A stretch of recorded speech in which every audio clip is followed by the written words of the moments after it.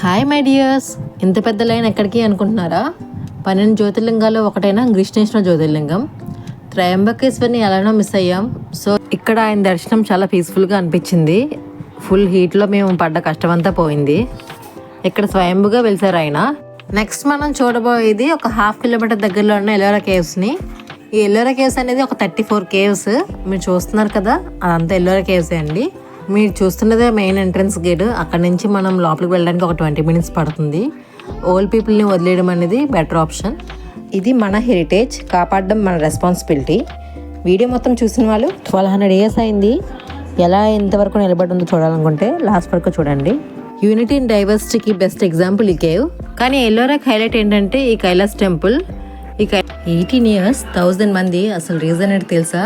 ఒక దేవుడికి ఇల్లు కట్టడానికి.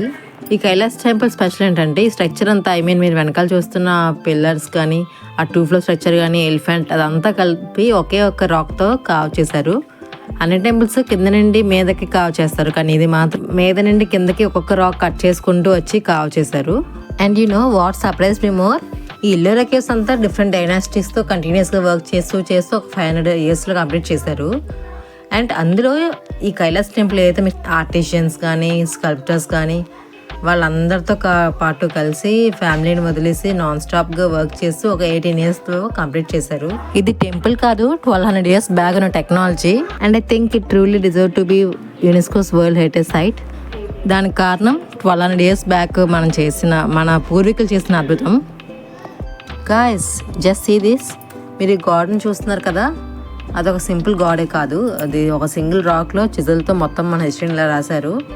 ఆ బాటమ్ లేయర్ అంతా టెంపుల్ బేస్ ఎలిఫెంట్స్ టెంపుల్ని షోల్డర్ పై మోస్తున్నట్టు కావ్ చేశారు. అండ్ మిడిల్ లేయర్ ఏమో రామ, సీత, హనుమ, రావణ యుద్ధం and Krishna. And top layer చూపిద్దామంటే కుదరలేదు.